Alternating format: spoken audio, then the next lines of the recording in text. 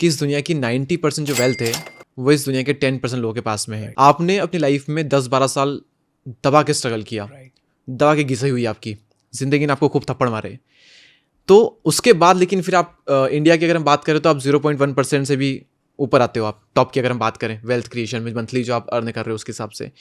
तो आपने अपनी जर्नी में क्या देखा कि मेन को रीज़न क्या है कि 90% जो वेल्थ है वो इस दुनिया के टॉप 10% लोगों के पास में है और बाकी लोग उसको एक्वायर नहीं कर पा रहे हैं?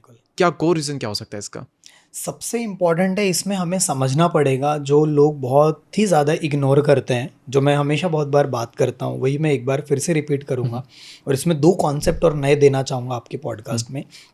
वो है, जो भी हम वेल्थ क्रिएट कर रहे हैं उसमें लोगों को क्या लगता है कि मैं ज़्यादा मेहनत करूँगा तो ज़्यादा पैसा आएगा। हाँ। नो, 80% जो आपकी सफलता है या वेल्थ क्रिएशन है वो आपका साइकोलॉजी है। 80% प्लेज और जो स्ट्रैटेजीज है, टेक्निक्स है, वो सिर्फ 20% मायने रखती है। मतलब कि कोई पर्सन के पास बहुत स्मार्ट बंदा होगा, टैलेंट होगा, नॉलेज होगा, स्ट्रैटेजीज दुनिया भर की होगी, लेकिन उसका दिमाग पैदल है ना, माइंडसेट से वो पॉजिटिव नहीं है, माइंडसेट साइकोलॉजी में गड़बड़ है, वो नहीं बना पाएगा वेल्थ।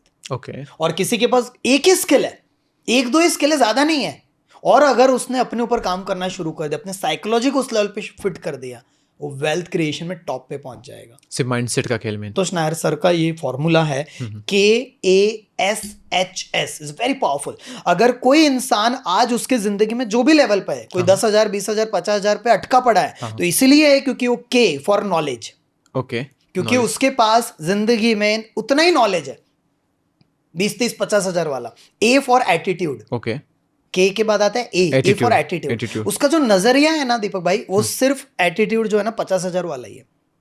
एस फॉर आता है उसके स्किल्स, उसके पास जो स्किल सेट है ना, वो भी 50,000 वाला ही है।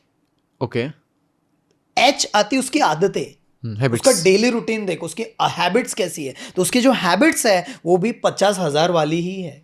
और उसकी जो एस लास्ट आता है, एस फॉर स्ट्रैटेजीज, उसकी स्ट्रैटेजीज भी भैया 50,000 वाली है, इसलिए वो एक्शन ही 50,000 वाले ले रहा है। हम क्या कर रहे हैं, गोल बना रहे हैं, मुझे ये मैनिफेस्ट करना है। मैं हमेशा कहता हूं गोल पूरा होगा, मैनिफेस्टेशन टेक्निक्स भी मैं आ रहा हूं उस पर, लेकिन पैसे कमाने के पीछे या पैसों के पीछे चेज मत करो, वो इंसान बन जाओ कि पैसा अपने आप आपके पीछे भागने लगे। तो मैंने वही किया दीपक भाई, अपने आप को काबिल बनाया। नॉलेज, अगर किसी का, जैसे मेरा ड्रीम था कि 10 लाख रुपए मुझे महीने का हिट करना है, तो 10 लाख रुपए वाला इंसान, नॉलेज तो कुछ और होगा ना, उसकी हरकतें कुछ और होगी, उसका एटीट्यूड, उसका स्किल्स, उसका स्ट्रैटेजी, उसकी आदतें पूरी अलग होगा।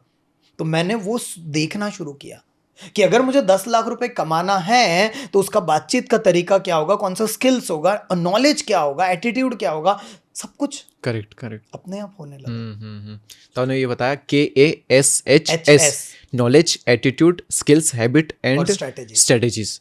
ये आपकी सारी, अगर आप 10 लाख कमाना चाहते हो मंथली, तो आपकी स्किल, आपकी हैबिट, आपका एटीट्यूड सभी 10 लाख वाला होना चाहिए। आज अगर आप महीने के 10,000 कमा रहे हो, तो आपकी स्किल, आपकी हैबिट, आपका एटीट्यूड सारा 10,000 वाला है, इसलिए आप इतना कमा रहे हो। और आपकी साइकोलॉजी, आपने कितनी किताबें पढ़ी, आपने कितने प्रोग्राम्स किए, आपने कितने मेंटर्स बनाए, आपने किस लेवल पे एक्शन लिया, सारा गेम एग्जीक्यूशन का है। बिजनेस की अगर बात करूं तो आपके पास कितने से बड़ा आइडिया है, पूरा प्लान बना के रेडी करके दे दिया जाए, लेकिन अगर आपका एग्जीक्यूशन नहीं है तो कुछ नहीं हो पाएगा। और एग्जीक्यूशन को मैं कहता हूं एक्शन लेना पड़ेगा। आज 21st सेंचुरी में दीपक भाई हम लोग रह रहे हैं। 21st सेंचुरी का एक और रूल दे देता हूं मैं यहाँ पर। 21st सेंचुरी का रूल ये है कि कम मेहनत में अगर कोई इंसान ज्यादा आउटपुट निकालना चाहता है ना, वो टॉप लेवल पे पहुंच जाएगा। कम मेहनत में, कम मेहनत मतलब मिनिमम इनपुट, मैक्सिमम आउटपुट। लोग क्या कर रहे हैं, मैक्सिमम इनपुट दे रहे हैं, मिनिमम आउटपुट भी नहीं आ रहा। रिवर्स कर दो, उसके लिए आपको पढ़ाई लिखाई करना पड़ेगा, अपने आप को तपाना पड़ेगा। मैं ये नहीं कह रहा कि गधे जैसे मेहनत करना है, आपको एफर्ट्स डालना है, लेकिन सही डायरेक्शन में। That's it. यहाँ पर हमने कई सारी मल्टीपल चीजें ली है, लेकिन इन सब में भी अगर हम कोई एक चीज अगर पकड़े तो वो क्या हो सकती है? आपका मन का स्थिति कैसा है, इज वेरी पावरफुल। जितने भी इस दुनिया के टॉप लेवल के लोग हैं, उनका साइकोलॉजी सोचना कैसे होगा, वो सोचते कैसे होंगे, उनके काम करने का तरीका कैसे होगा। वो थकने के बावजूद भी कहते हैं, डेविड गॉगिन्स कहते हैं कि आप जिस समय आपको लग रहा है कि आप पूरी तरह से थक चुके हो, आप इसके बाद एक कदम आगे नहीं बढ़ पा रहे हो, एक कदम आप एफर्ट्स नहीं डाल पा रहे हो। आपका माइंड जो है ना सिर्फ 40% उसने पोटेंशियल का यूज किया है, अभी भी 60% उसके पास बचा हुआ है। तो हमें अपनी साइकोलॉजी पे काम करना पड़ेगा, और साइकोलॉजी पे काम करने के लिए दीपक भाई हमें सबसे पहले क्लीनिंग करने की जरूरत पड़ती है। Okay, cleaning of what? Traumas, past memories. Yes, okay, very powerful. मेरे लाइफ में हो ओपनोपोनो आया। पहले क्या ये समझा, तो हो ओपनोपोनो एक हवाइन प्रेयर है, तो 4 शब्द है, I am sorry, please forgive me, thank you और I love you. That's it, सिर्फ 4 शब्द। दीपक भाई हम किसी को भी सॉरी कब कहते हैं? जब हम गलती करते हैं। जब हम गलती करते हैं। पहली बात तो आजकल तो लोग कहते भी नहीं है, बहुत ज्यादा ईगो में। लेकिन जब हम किसी के भी अगर हमारा किसी के साथ, मतलब मैं आपसे पूछता हूँ कि अगर आपके लाइफ में कोई दोस्त होगा आज से 10 साल पहले, शायद उन्होंने कुछ बोल दिया होगा, कुछ कर दिया होगा, और आप उससे नाराज हो गए, समझो वो आपके पास 10 साल के बाद आ रहे हैं, उनको रियलाइज हो रहा है कि यार दीपक भाई मेरे से गलती हो गई थी यार, उस समय मैंने आपको ऐसा नहीं बोलना चाहिए था, या मैंने जो किया ना आपके साथ उस समय नहीं करना चाहिए था, आई एम सॉरी। हाँ, आप क्या बोलोगे? इट्स ओके यार, ओके, होता है, चलता है। हाँ। और आप दोनों फिर से अच्छे दोस्त बन, तुम 10 साल पुरानी कड़वाहट सिर्फ एक शब्द से। राइट हमारे लाइफ में कोई भी अगर रिग्रेट है, कोई भी चीज अंदर दबी पड़ी है, परमात्मा के पास, भगवान के पास, मंदिर में आप जाके क्या कहते हैं? हे डियर गॉड, मेरे साथ गलती हो गई, प्लीज हो सके ना तो मुझे माफ कर देना, मैंने गलत कर्म कर दिए, प्लीज मुझे माफ। हम सरेंडर कर रहे हैं। तो ये 4 शब्द है, I am sorry, please forgive me, thank you, I love you. ये चारों एरिया में काम करता है। आपकी हेल्थ, आपके रिलेशन, आपका करियर और मनी। अब हम धीरे धीरे मनी की ओर आगे बढ़ना है। मनी कैसे अट्रैक्ट करना है, मनी के ऊपर जो मैं बात कर रहा था, साइकोलॉजी, पूरा गेम साइकोलॉजी का है। जब आप अपने 80% साइकोलॉजी पे काम करने लगते हैं, मतलब पुराने जख्म को ठीक करने लगते हैं, उसकी मरम्मत करने लगते हैं, साफ सफाई करने लगते हैं, तो चीजें बदल जाती है। पानी बहुत चार्ज करता हूँ,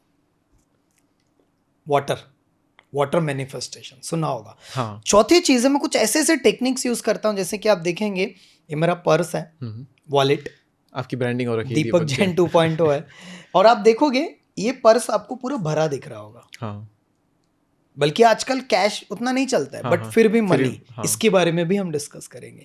कई सारी ऐसी चीज होती है जो हमारी फ्रीक्वेंसी को कई गुना बढ़ा देती है। तो तीसरी चीज मैंने की वाटर मैनिफेस्टेशन, चौथी चीज की ग्रैटिट्यूड, कंप्लीटली गेम चेंजिंग। पांचवी चीज है कई सारे मैनिफेस्टेशन टेक्निक्स मैंने यूज किया। इवन आपके पॉडकास्ट में मैं 2 ऐसे डेमो भी देने वाला हूं, पानी को कैसे चार्ज करना, पानी को चार्ज करके भी हम मनी को अट्रैक्ट कर सकते हैं। सीरियसली? यस। और सांसों का प्रयोग करके भी हम मैनिफेस्ट कर सकते हैं। क्या बात है, वो लाइव डेमो करेंगे हम। ओके, ठीक है। तो पहली technique ho'oponopono, EFT, gratitude, water healing और मैनिफेस्टेशन की कई सारे, और इवन एयर मैनिफेस्टेशन भी। एयर भी